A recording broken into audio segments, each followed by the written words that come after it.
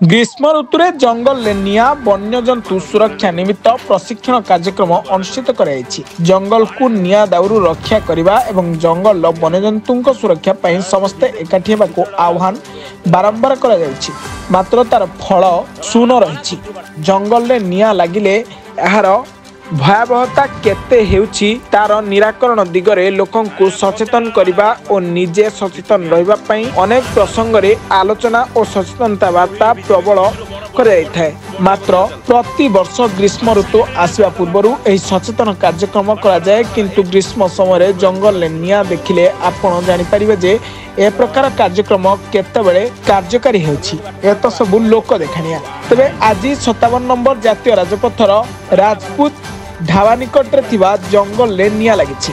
दशपल्ला दमकल बाहिनी तुरंत पहुंची निया को आयत्त करथिबा जଣାपड़ी।